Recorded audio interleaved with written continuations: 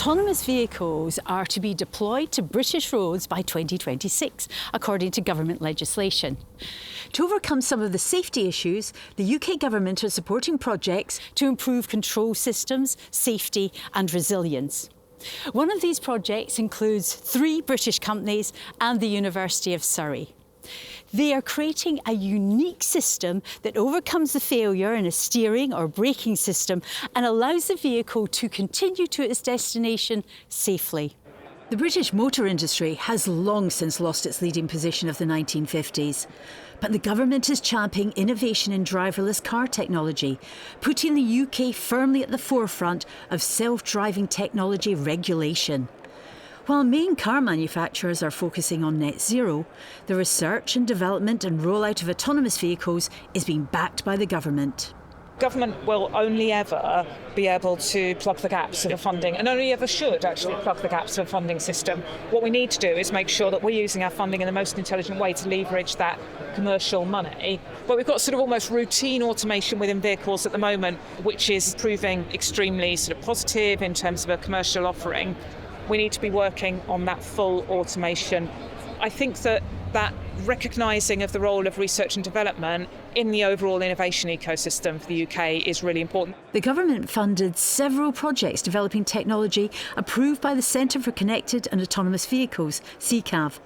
So the project, Systems for Autonomy in Fail Operational Environments, SAFE, was on the starting grid. The SAFE project is a very nice project because here we are bringing together 3 industry partners together with us. So in addition to the University of Surrey, we have got chassis autonomy that's working on the steer-by-wire system. We've got Alcon working on the brake-by-wire system, as well as StreetRoad, who puts all the different components together on a real-world vehicle. So the current project is to really push forward with autonomy and get to level 4. And level 4 is really where we don't require any supervision or intervention from the human driver. So we don't have steering wheels, we don't have pedals. The vehicle can drive itself in all conditions, and make sure that the passengers within the vehicle are safe. So in the UK, the highest level of autonomy really is level 2. And that's driver assistance systems. So when you're driving around, the vehicle will provide you with support for braking, for steering. The vehicle cannot drive itself, so there's always a human must be observing the road and being willing to take over in the event that the system isn't capable. Level 2, for an example, would be adaptive cruise control in your car. So you would still be in control of the car and you would set the speed. And if the car ahead of you applied the brakes, your car would automatically apply the brakes and you wouldn't have to do anything. But you're still in control of the car. You're still the one steering the car. You're still the one ultimately controlling how fast the car goes in its direction. With the level of autonomy that we're building towards, which is level 4, then ultimately we will take the driver out of the vehicle.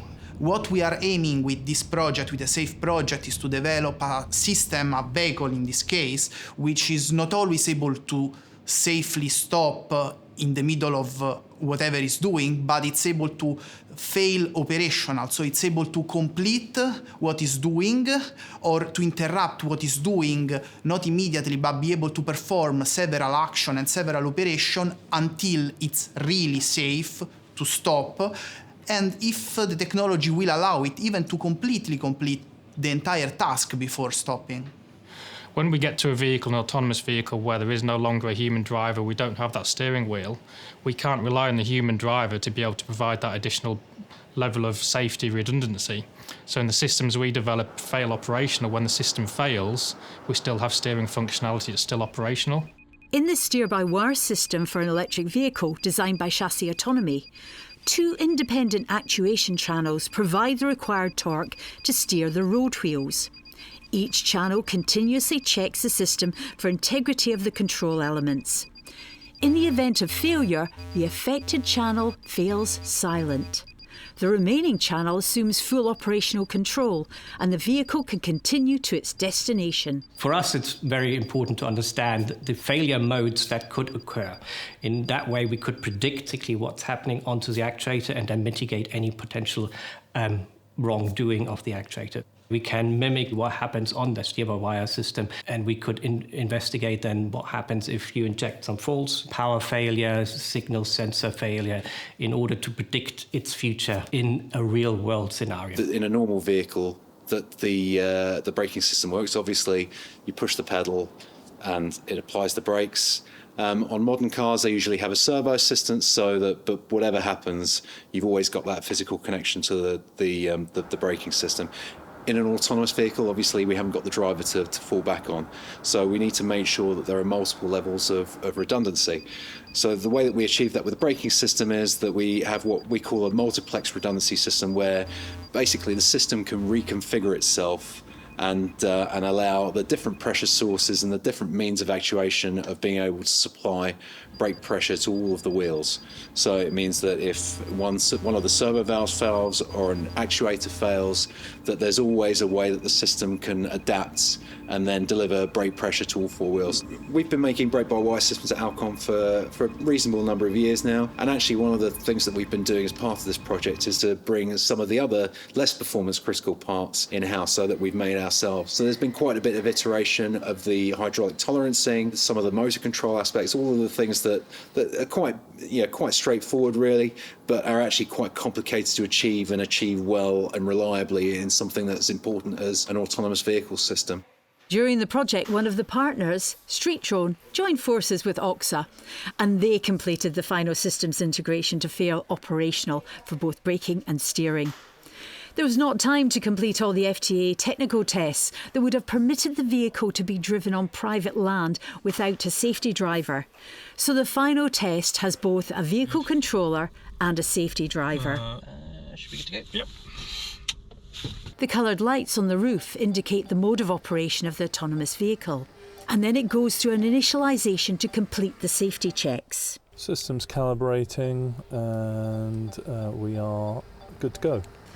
As the vehicle begins its journey, the safety driver observes that the steering and braking is being controlled correctly. And brakes are working fine, steering's good. Then the operator deliberately forces a fault on both the braking and steering system. Okay, introducing fault in 3, 2, 1. We've killed the code. Fault injected, fail operational system active.